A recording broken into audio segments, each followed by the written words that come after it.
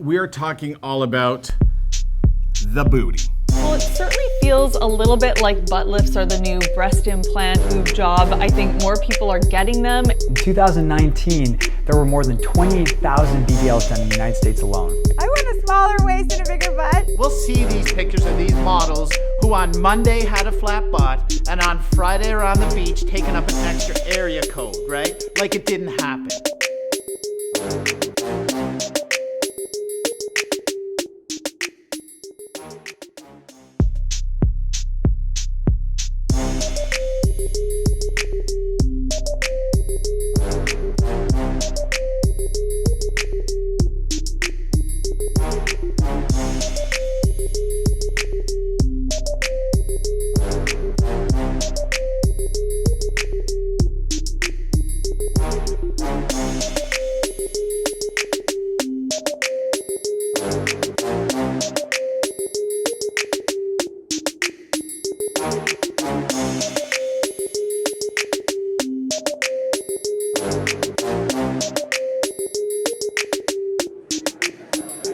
Ladies and gentlemen, welcome your hosts of Skinterviews, the expert series, George Scandalis and Nathan Strom. Hello, and welcome back to Skinterviews, the expert series. My name is George Scandalis. And my name is Nathan Strom. We're back. Look at you little leopard cat. What's going on? I don't know, we scrub up quite well, don't we? Who's styling you this season? How's everyone doing today? Thank you for being in our live studio audience today. Another sellout. And it's not just family and friends. Why do you talk over the one person that yells out, "I love you, George"? Can you say it again for me? Say it again. Let me hear you nice and loud. Where was it? I love you too. Oh, Thank you very God. much. Look at that. That's your sister. I think it was actually your wife. Ladies and gentlemen, we want to thank you for watching our first episode, which was all about neuromodulators, also known as Botox, Dysport, Nuceiva, Jeuveau, Xeomin. I said them all? No one's getting offended? No one's getting offended? We've received all your comments, your likes, your questions for our experts. Some of the ones that came in, of course, somebody right off the bat says, I love Dr. Doris Day. We love Dr. Doris Day as well. We love all our experts. She is absolutely amazing. Another one said that it was really nice to see Dr. Anna Guanche again. Big players from the States. Where are our Canadian crew? Like, where's our Canadian audience? Commenting, liking, talking to us about our doctors? We did get a lot of fan mail about Dr. Brent Howley. Absolutely. Well, the guy's a stud, man. Like, he's there's going to be someone that's going to put the knife on me. Hey. So anyhow, today, since we are talking about going under the knife, we are talking all about the booty. BBL, baby.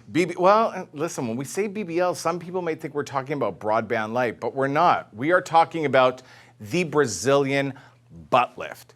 The question has come up, are there ways to counteract gravity from the derrière, the behind, and do we do it surgically or non-surgically? There's so many different options in the market today. So we're gonna learn all about them from our surgeons and our dermatologists and what they do in their clinic. But the BBL, the Brazilian butt lift, we have to remember it's not as easy as it seems. There are some complications, aren't there, George? Well, there are, and I think we should let people know. In fact, we've seen BBLs increase from 2018. They've grown 20%. That's amazing. And in 2015, up until today, we saw a 77.6% increase globally in the number of surgeries performed. But heed the warning. Dr. Moffitt in 2017 in the Aesthetic Surgery Journal, actually posted a study where he surveyed 692 different plastic surgeons. And what he found was that 3% of them said that they had a patient that resulted in death from the surgery. So to put that into perspective, although it's very safe when you're seeing one of our experts or one of the many great double board certified plastic surgeons and people that are performing these surgeries, 1 in 3,000 does result in death, statistically speaking. Maybe if we look at the survey today, it could be a lot safer. Exactly, but that's why we've created a platform like Skinterviews.world that allows us to bring you guys the information from the best in the business across North America so you can make your mind up on this issue. Absolutely. And for those of you that are scared to go under the knife, we've got some non-surgical options. You're going to learn about them today from our experts. Again, we want to thank you for watching our show. Make sure to go follow our experts. Follow us on Instagram at skin.terviews. Of course, you can find us on Facebook, Skinterviews by Nathan and George. And of course, on our new website, skinterviews.world. By being able to go and visit our website and giving us viewership and commenting and liking on our shows, we're able to produce more content for you. This is our 3rd season, and I know there's going to be more because You're going to look after us. that's the way we roll, right? That's the way we roll. All right. Should we show them our butt? Let's go to the experts. The experts? Oh, our butt? Well, Okay, ready? On the count of 3? you've got the nicer butt. On the count of 3? Okay, let's go. One, One, two, two, three. Cute. Let's go. I'm Dr. Doris Day. This is Skinterviews Season 3, the Expert Series. This is Dr. Daria Hamrah. Dr. Brent Howley. Hi, I'm Dr. Jennifer Macisaac. Hi, I'm Dr. Kunaal Jindal. Hi, I'm Dr. Sandy Skotnicki. I'm Dr. Anna Guanche. I'm Katie Belezney. Today for episode 2, we are talking butt lifts, surgical versus non-surgical. So I have to admit that I don't really know that much about butt lifts, but I'm very excited about this episode because I'm wearing Dior, Katie.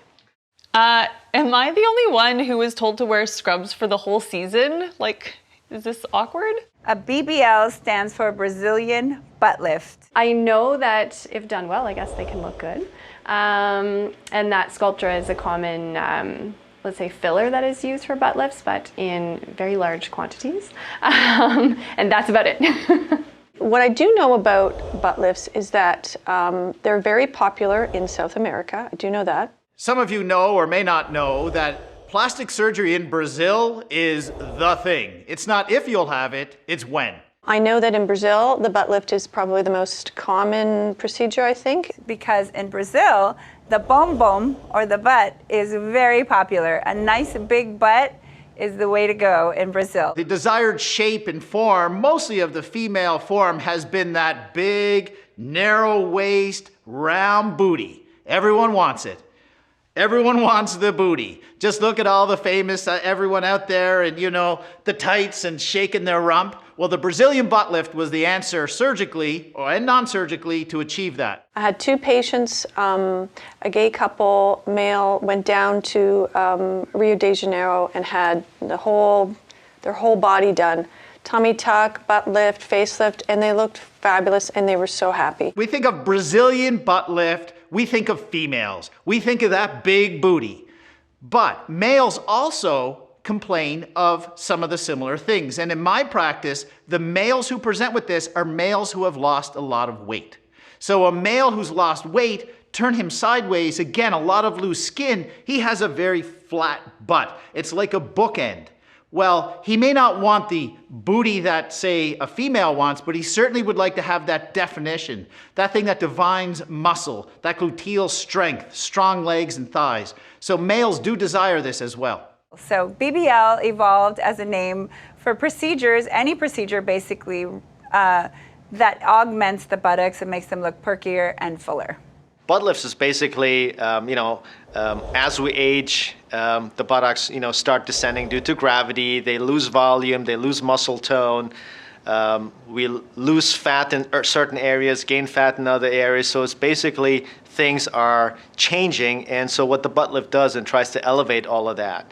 So you could do it either through surgery, you could either do it through fillers, which is fat injection, or synthetic materials like Sculptra, for example. I don't personally perform those things in those parts of the body.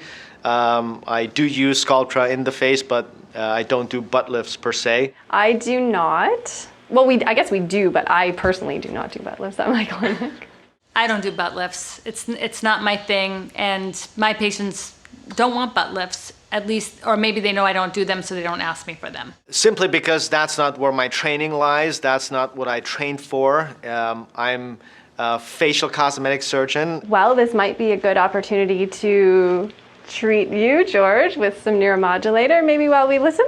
What about me? Nathan, this isn't about you. It's all about me. Let's do it. All right. Well, while we do that, I guess we'll learn about butts in the background.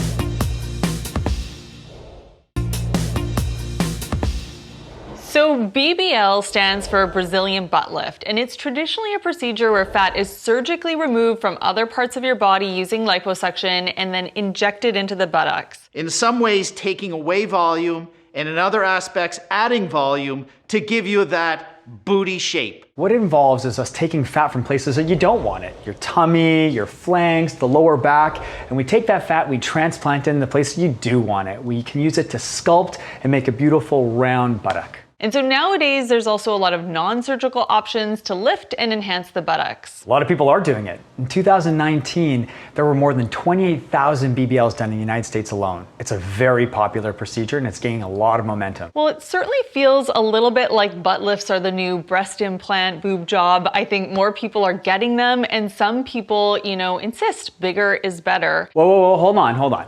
A good BBL is all about contours. Beauty is all about contours, right? We talk about highlights and shadows throughout the face, the abdomen, the butt is no different. So everything we do has to have the right curves and the shadows. And so in this situation, bigger is not always better. I wish people knew that when they overdo their butt and their butt lifts that they look ridiculous and not better. A sexy butt looks toned, firm, perky, and yes, a little bit of filler and filling hip dips a little bit is great, but once it gets to be exaggerated, it almost looks like a cartoon character. So I wish people understood that that's not always a good look. As we've seen with many of these trends, sometimes the pendulum swings back the other way at some point. The beauty trend of having a larger buttocks is definitely going to go away. There are so many beauty trends. Twiggy was popular many years ago and everybody wanted to be as skinny as possible. And then there was the Cheryl Tiegs and Farrah Fawcett phase and everyone was getting breast implants, and big breasts and being very, very tan was popular, which has damaged more skin than you can ever imagine. And then now we have the buttocks and the breasts are sort of falling by the wayside. There's a lot of patients reversing their implants. I think a lot of the credit has to go to Jennifer Lopez. She really kicked off the modern day bigger butt trend. But then Kim Kardashian, she broke the internet several times and the big butt trend really blew up. It used to be that if someone said your butt looks big in those jeans, it was an insult. Now it's a compliment. The power of celebrities over body image is immense. And so there's definitely a trend to beauty. Whoever is the beauty icon of that era is the one who dictates the trends. And so definitely we will evolve into the next trend. And this is something that happens not just in the United States, it happens in the world and it happens in history. Back in the day, there were the geishas that wanted to be as pale as possible, so they put white powder on their skin. Fortunately, most of the non-surgical procedures that I perform often fade on their own with time, but I think it is important for us to think, what's the right size buttock that fits the frame, and really review with our patients their goals of the treatment. I think the best option is non-permanent solutions. Unless you're going for a traditional facelift, if you've just absolutely had it, you really can go with a non-permanent solution, and then when that trend fades, for example, there's the Russian lip trend right now, and there's all these different trends that are happening. You can indulge in that trend and then just not keep it up if you decide that that's just not what's cool anymore, and you haven't done any damage to your body or any permanent changes, and you don't have any scarring. So that's what's nice about non-invasive treatments. So I don't do surgical butt lifts, but increasingly I am getting asked to perform this non-surgical butt enhancement or lift. And so a non-surgical butt lift can help to improve the shape, the volume to the buttocks. It can be accomplished with different products. For lifting the buttocks or giving it a more lifted, fuller appearance, I do Sculptra, and that is an injectable we use a cannula for, and we infuse the whole area to make it look fuller and to stimulate collagen. The treatment I commonly use for this is poly-L-lactic acid, and so this involves injections of poly-L-lactic acid, or PLLA, at targeted areas under the skin. It can thicken the skin, it can stimulate deeper collagen growth, resulting in overall a firmer feeling. It can also help build volume to lift. It can also fill in a hip dip, for example, and even smooth out some textural irregularities. So it's become more popular. People have been asking. So Renuva is an injectable that is made of, it's derived from human tissue, and it's a matrix. It's like a honeycomb-like matrix that we lay down with a cannula, and over the following 3 months, histologic studies show that it's replaced by the person's own fat. So that means it could last up to 10 years. And lastly, we can use Voluma. Voluma is a highly cross-linked hyaluronic acid type filler. I love Voluma because it's instant. It gives a nice bounce to the buttocks, and it lasts a couple years. So that's probably my most popular injectable that I use for butt lifting or butt filling. Right, so we will flip through our Instagram, we'll flip through Vanity Fair, and we'll see these pictures of these models who on Monday had a flat butt, and on Friday are on the beach taking up an extra area code, right? Like it didn't happen. It's not like that. Number one, Photoshop, that is stop. However, if you're having a butt lift, okay, a true butt lift surgically, I don't care who you are, what postal code or zip code you're in, there is a significant recovery. You're going to take tissues, you're going to remold it, sew it, liposuction it, lipofat transfer it, all of these things, there's an area of recovery. And there is without a doubt, the first 2 weeks involves a significant downtime for the patient. You're wearing compression garments in certain areas. We instruct you not to sit or prolong pressure on certain areas where we've done surgery. There's restrictions in your movement, your bending, your athleticism. This is at minimum 2 weeks. And then we're getting into the real healing phase, which is more like 6 to 8 weeks. So this is, if you're going to undergo a full-blown Brazilian butt lift, you better check off the calendar. You're going to need 6 to 8 weeks minimal to recover from this. And you can Photoshop all you want to show your friends, but the truth of it is, there is a recovery period. So I think the big advantage with doing the non-surgical butt lifts is that there's very little downtime. It's an injection, so there can be some bruising and swelling, but typically less downtime as compared to surgical options.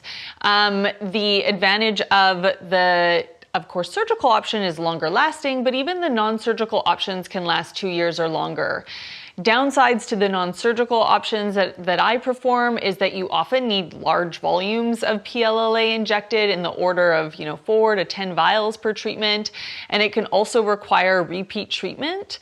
And also I think you have to just have realistic expectations. The results are not, they're generally more subtle, so it's important, I think, to be realistic about those expectations. The most important thing you have to remember with these non-surgical procedures are you have to have realistic expectations. You're not going to get a big, voluptuous, rounded backside, right? Part of what we do in a BBL is to carve out the lower back and augment the buttock. And so you're not going to get that part of it, but also there's a limit on how much volumization you can get with these non-surgical techniques. Like with everything, I think you want to maintain it with your lifestyle activities as well. Exercise is recommended to maintain the results of your butt lift. Certainly, weight gain, loss of muscle could impact the appearance of your results. So we have to remember when we look at surgery versus non-surgery, it's not always that easy. We have to look at what is the goal. The goal is to reshape the buttock, and typically the butt, the tissue, the fat, it's all low. So we want to give it the illusion, if you will, or the actual structure where we lift things up. So there is a true, and you can go back many, many years, traditionally, a butt lift was just that. It involved an incision that came around the top of your butt, it lifted it up, resuspended it with sutures, and left you with that heart-shaped scar on the back of the buttock. Now, that is a very, very powerful tool in terms of lifting a butt. There's no question. And nowadays, that became augmented with adding fat, adding, taking away fat, and kind of sculpting that lift so that you get not just a lifted, but a contoured shape. So George talks about the risk of a fat embolism, and yeah, they're real. And that's why it's so important for you to go see a board-certified plastic surgeon, someone who knows what they're doing, someone who knows how important it is to keep that fat injection above the muscle to really reduce the risk of that from happening. In the muscle, we've got these big vessels, these big veins. So if you're injecting fat into there, those little fat cells can get into that blood vessel, go all the way up to the lungs, cause trouble, and really make it difficult for patients. I've been doing non-surgical injectables in the buttocks for a long time, at least 10 years, and I have not seen an issue with it. Bruising is very common. However, I'm very conservative, very judicious. I only do a certain number of syringes per setting. If they want a lot of filler in their buttocks, we take our time and build. I'm never one to do the extremely exaggerated buttocks. So I think in my practice, I've seen literally no problems with it. I tell patients, if we're going the surgical route, this is a very, very invasive surgery. It is what it is. Perhaps that's what's needed to achieve the result you want. But we can't take lightly the surgical impact and the potential risks associated with these surgeries. This is a large area of soft tissue. This is a large area of surgical dissection. It involves liposuction. It may involve fat injections. This is a large area of circulation from your lower extremities. There are a lot of deep veins, lymphatic channels and stuff in your buttock region. This puts people at significant, not significant, but certainly a mentionable risk of things like blood clots, things like delayed healing, venous stasis. I mean, this is a very, very intensive surgery that requires expertise to go down that road. Yeah, you know, fat transfers are something that we in plastic surgery have used for a long time. You know, we've used it in the face to restore volume. We've used it in breast cancer patients and in aesthetic breast patients. We use it to improve hip dips. We use it to improve calf size. We even use it to puff the labia. So a Brazilian butt lift, that's well within our wheelhouse. The statistic where it's a high-risk procedure, I believe, has to do with how long the person is under anesthesia, how many different procedures they're trying to do in one sitting, how much volume are they trying to add to their buttocks. I would be willing to guess that most of the people that have issues are the people who are looking for an exaggerated result, and that is the riskier procedure. Anything done in moderation should be less risky. I do feel like it's much safer to go the injectable route than it is the surgical route. So it's something to consider, the risk. If it's 1 in 3,000 and you're that one, it is your life. So you have to consider that safety is more important than looking good. However, if you're just looking for a small change, that's different than a very exaggerated change. We as surgeons, we all would love for every surgery, big, medium, or small, to turn out without complication, with happy patients and happy clinics and roses and flowers, and it's all great. Truth be told, it's not the truth. So every surgeon, if they've operated enough, has had that patient or more who've had a minor or a major complication. Now, if you take something like a Brazilian butt lift that goes bad, you'll hear this, okay? Goes bad could be something catastrophic, though very, very rare. Could be blood clots in your legs. Those blood clots can lead to your lungs, pulmonary embolism. We're talking major medical conditions here. If we get off that and go more to the surgical site, wound breakdown, fat necrosis, asymmetry, prolonged bruising, seromas, hematomas. These are real problems that need to be managed at the time and sometimes every day. And it really becomes an art of dealing with it surgically or medically, but also dealing with the patient. This patient came into this expecting, again, I'm gonna have it, I'm gonna heal by Friday, new dress, new tights, I'm great. Now all of a sudden she has an open wound for 3 centimeters or a giant seroma or a bruise that's painful. Now your recovery is not 4, 6, 8 weeks. Now we're into months. And then there's the emotional component of that. That is a significant setback. So you have to be there with them the whole time, physically, medically, emotionally, and supportively. You don't want to find Brianna, the butt queen off Craigslist, who can do you tomorrow afternoon at the Motel 6. Or you laugh, but people have fallen for these things and had atrocities committed with injections of things like bathroom caulking, to Fix-A-Flat, to cooking oil, free silicone, and even cement.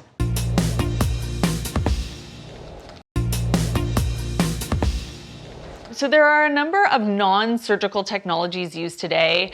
One is called high-intensity focused electromagnetic technology, and that can be used for buttock augmentation.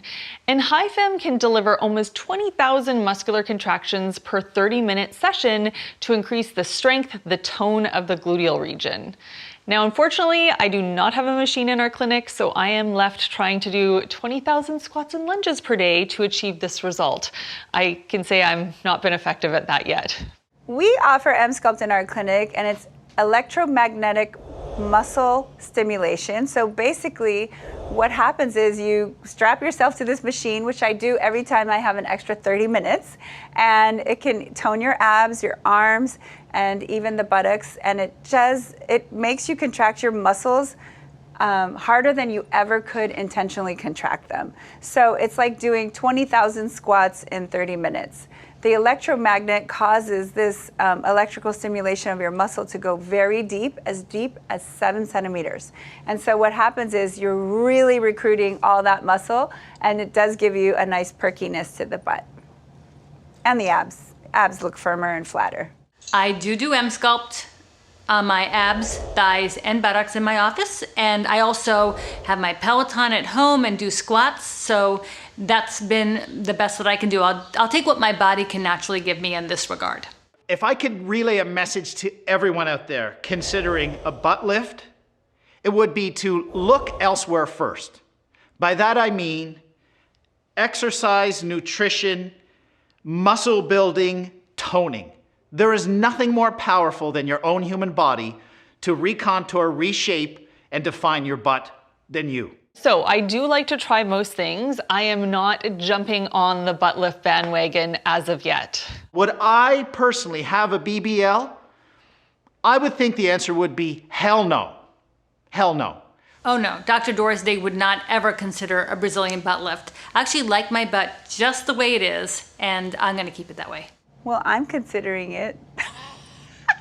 I wouldn't, I guess. And that's just because, I don't know, I guess there are people who are, butt people and non-butt people, and I'm not a butt person.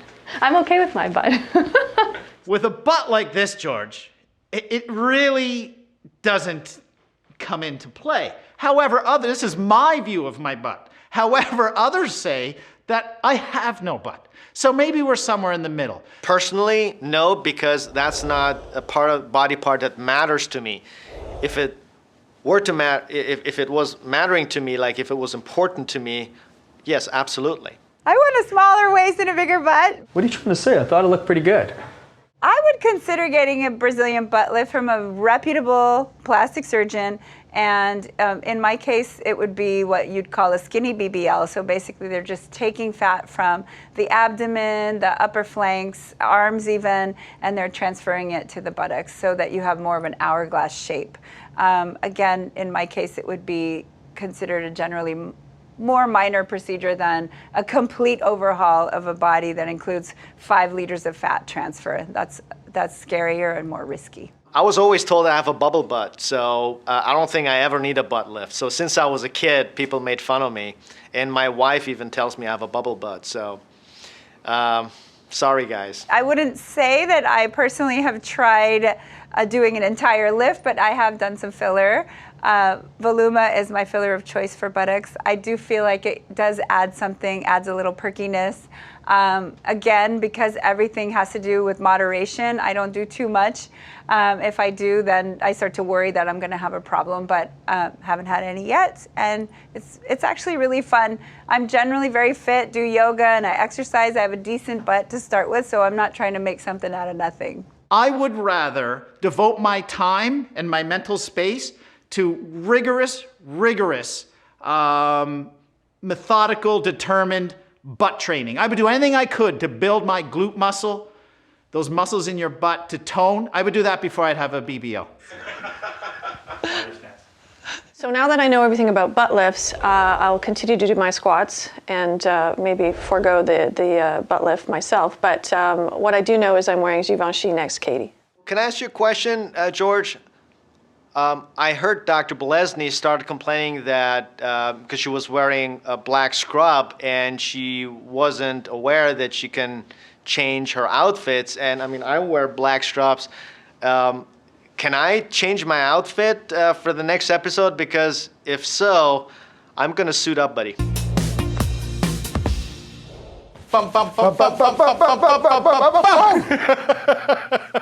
Well, today we learned all about how to lift the booty. There's more things we need to lift, though. There is. We got faces. We got necks. We got boobies. Yep. We've got arms, thighs, tummies. We're going to learn all about it. 9 more episodes to go. And coming up next week, we've got a pretty important episode. Next week, the week after. I don't know. I see the producer saying, when are we releasing them? Listen, it's not up to me. The producer's in the back here yelling at me. Don't yell at me while I'm on camera. Honestly, we need to get a new manager. This is not working for me. All right, coming up on our next episode, whether it's next week or 2 weeks after, we'll see what the producer thinks. We are going to actually talk about something super important. Reversing aging. Is it possible? It's one of my favorite topics. Is it possible? We're about to find out. Ah, touch red. We'll see you guys later. Not next week, because the producer will kick my butt. Take care, everyone. Bye-bye. Thank you to the live audience. Make sure this looks normal, you guys. Yeah, hey Katie, listen, if you ever get tired of doing the squats, you know where to find me. Reach out.